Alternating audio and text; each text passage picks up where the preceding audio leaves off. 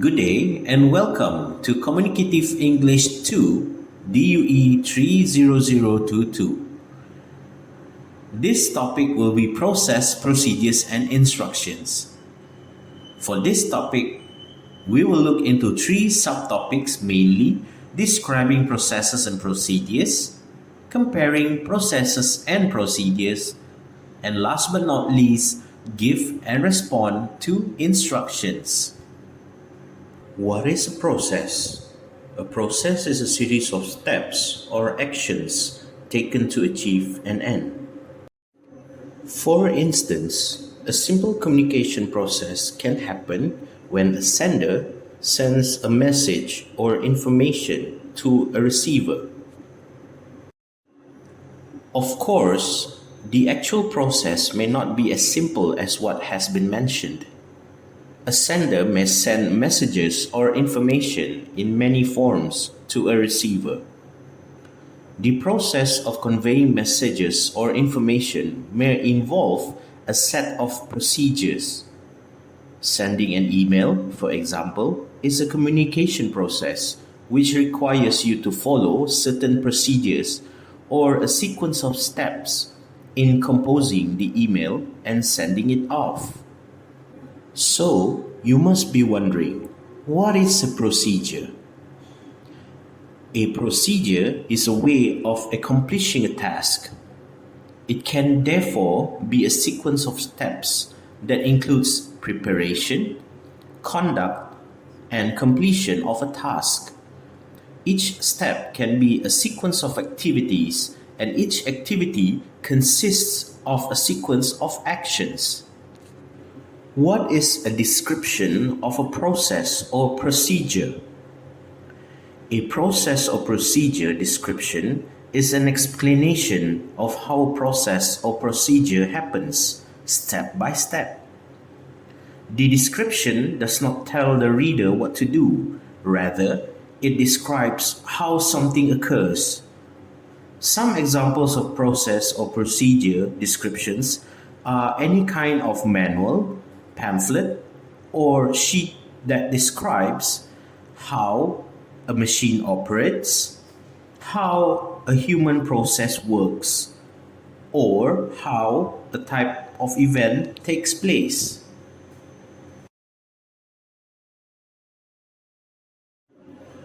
The difference between processes and procedure is quite substantial. A process is more surface level. It's used by management to analyze the efficiency of their business. A procedure, on the other hand, is a lot more detailed, as it includes the exact instruction on how the employee is supposed to carry out the job.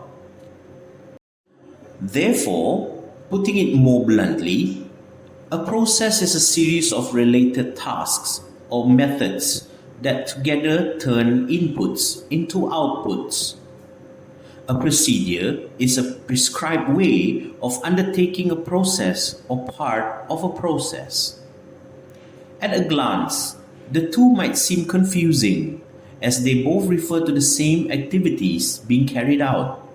So, to make it easier, you can look at the difference between a process and a procedure as what versus how. A process consists of three elements. Firstly, an input, where it refers to materials or information. Next, we have a process with its sub-processes. And lastly, an output.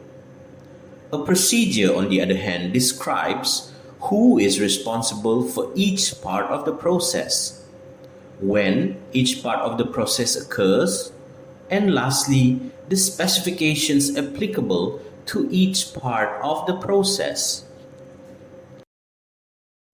So, here's an example of how we differentiate process and procedure. A fast food outlet makes hamburgers.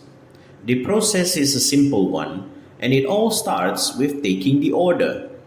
After that, the staff springs into action, cooks the patty, prepares the hamburger roll, and serves the finished hamburger up to the client.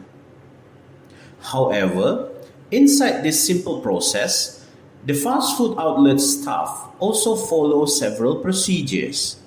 Thus, the store owner might specify that the sales assistant should greet the client and smile. He or she may even provide a script for the interaction. That's a procedure, and it can make a huge difference to a business. Just think of it. Even if the sales assistant is rude and unfriendly, he or she has still completed a part of the hamburger making process the minute the order is written down. Sure, the customer isn't going to come back, but the sales assistant has still done the job. The what criterion has been fulfilled. But if the person behind the counter follows a procedure that indicates the expected standard for customer interactions, the entire customer experience changes. Sure, the task remains the same, the assistant writes the order. However, the customer is happy because the quality of the order placing experience was so much better. What is an instruction? Instructions are comprehensive information on how to do or use something. In other words, they are detailed statements telling someone what he or she has to do and so on. Instructions can either be verbalized or in written form and can be sequential. For instance, a user who is trying to save some documents in a computer may require a set of sequential instructions. Now, you must be wondering, what is a caution or warning? Caution refers to the care taken to avoid danger, risks, or mistakes. For example, the caution shown by a person who is walking on a slippery floor. Without caution, the person might slip and fall. Caution can also mean to give warning or a piece of advice about potential danger or risks. Caution usually collocates with against or that, as in, teachers caution against doing work at the last minute. It means to say that whatever work that is being given to you has to be completed immediately and within the time frame given. Listening intently can help you accurately follow directions. By following directions exactly, you may be able to improve your performance in the workplace. By listening closely to directions, guidelines, and requirements, you may be able to avoid errors and improve your processes. So, ladies and gentlemen, that's all for today's lesson.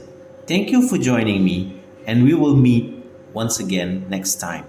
Thank you and have a nice day.